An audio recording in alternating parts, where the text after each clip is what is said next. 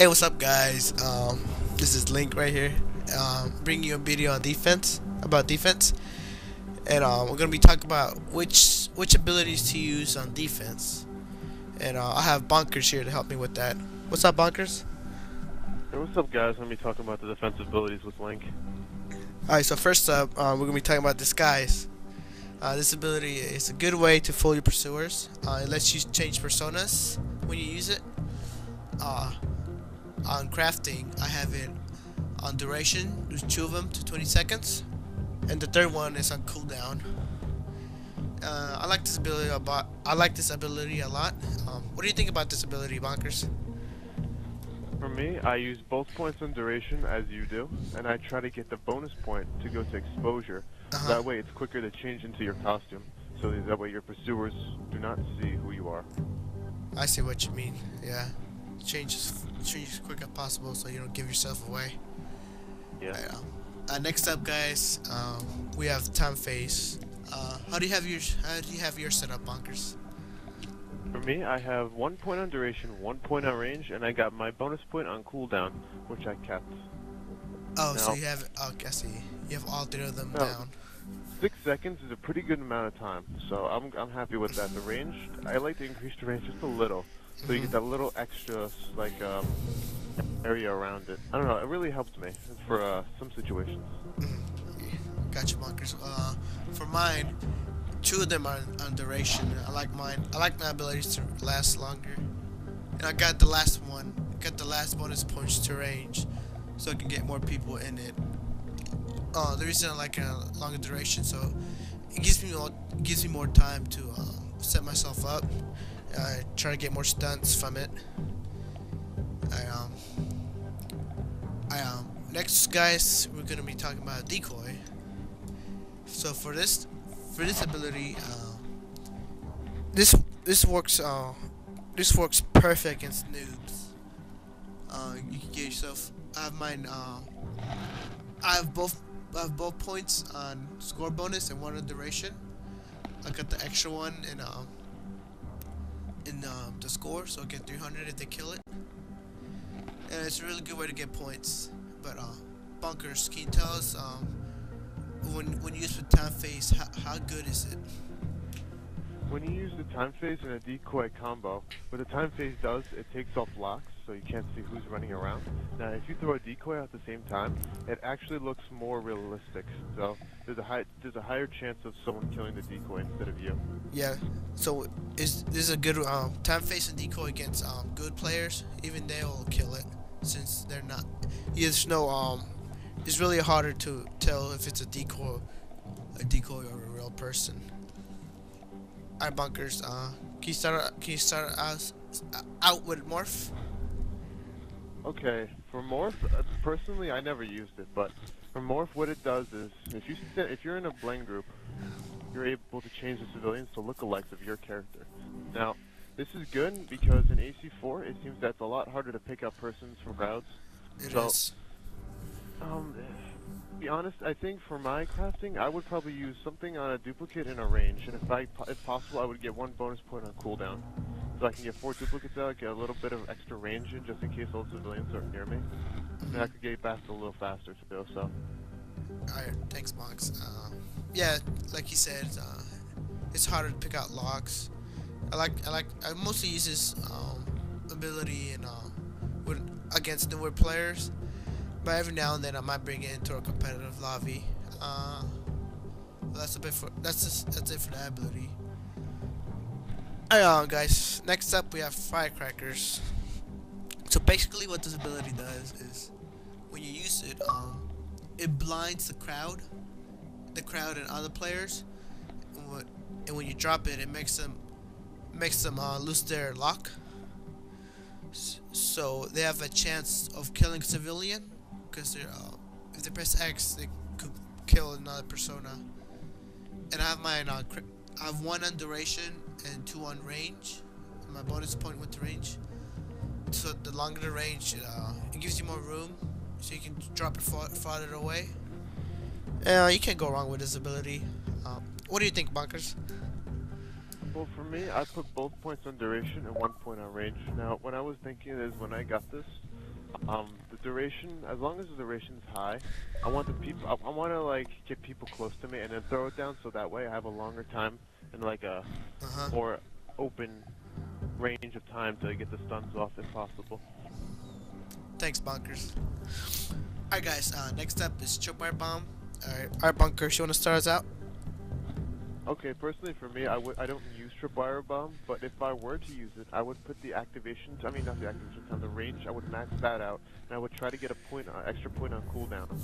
Now, the range is really important because the larger the range, the more chances are that the pursuer of yours is gonna walk into it. And if they walk into it, it's basically an easy stun. Yep.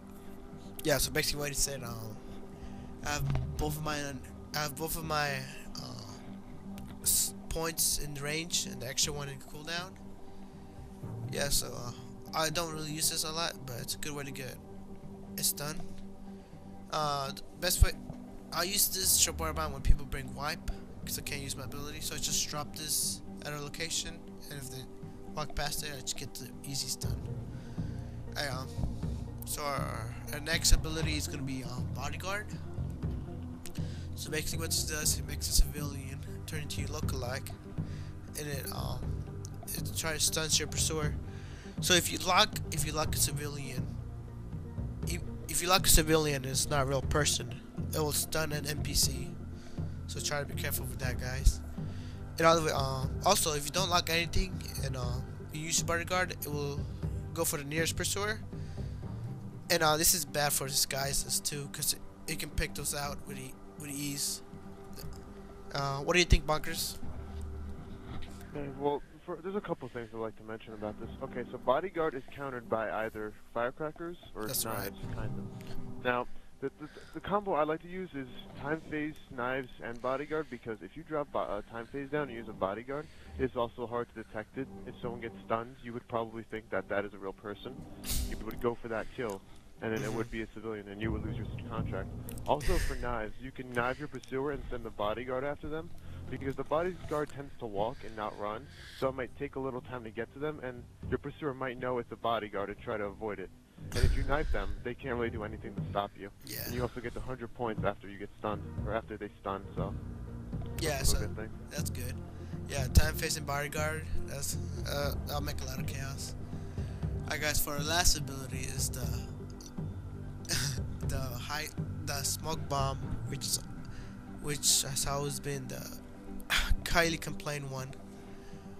Alright, so on mine, I have mine crafted to duration. Two of my points on duration. The last one is on cooldown.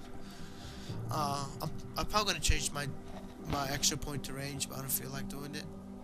Anyway, so smoke bomb it's really harder to use because of the delay. So the best way I use it is try to drop it in advance or just throw it really. And Bonkers, can you tell us more about this ability? Now, the ability, I mean, the smoke bomb, as everyone knows, has a ridiculous delay to it when you throw it down. Okay, now, what I do for mine is I craft mine for 2 points on duration and 1 point on cooldown, because 100-second cooldown is ridiculous. Now, now what I tend to do is I do what's called a U-turn, where I run at the pursuer, throw it down, and run backwards, and then they run forward after it, and they get caught in it, and I turn around, and I get the stun. Sorry, I'm kind of sick, so... yeah, so I kind of, you gotta be a little, tricky with it, a little creative. You gotta juke out the pursuer, kind of, if you will. Yeah, we're gonna be showing you how to use his abilities. Right in these clips we're about to put. Alright, guys, and we're gonna talk about ranged abilities. The first one we have disruption. Alright, Bunkers, how annoying is disruption in your opinion? Disruption is probably one of the most aggravating range abilities in the game, because what it does is it disrupts your screen, it takes off locks, and you're not able to see what's going on, and basically what's going on around you. If it's like this disturbance is strong, it's like there's high disruption, it's really hard to see and pick out your opponents. And after the disruption is over, not only have you wasted time, but you wasted your meter because it gets reset back to 150. Yep, he's right about that, guys. And alright, guys. These are perks. My favorite one is fast recovery. Basically, what this does, say I use a drop of smoke, and my pursuer kills me through it. Instead of waiting 100 seconds to get it, it gets reduced to I think to like around 60 or 50 seconds, so I don't have to wait for the full duration. It's a good ability in a competitive lobby. You know, you can use it in noob lobbies too, I guess, when you're playing against rabid people. Yeah. What can you tell us about Blender Bonkers? Blender, okay. Blender basically, if you're in a blend group or if you're just around one civilian at all, because you can create those one-person blend groups. And in any blend group, if there's not a lookalike of you, what Blender does, it takes one of the random civilians in the crowd and it turns it into one of your lookalikes. So if you're Blackbeard and you walk into a blend group with no Blackbeards, you will change one of the NPCs to a Blackbeard. Yep, right on.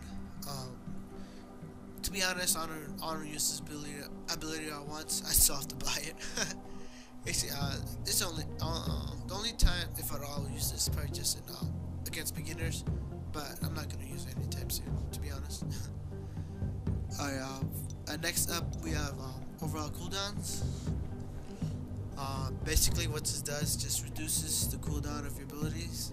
I believe it's like it depends, but I think the average one just reduces to 20 seconds. I think somewhere around there. And yeah, that'll be all, guys.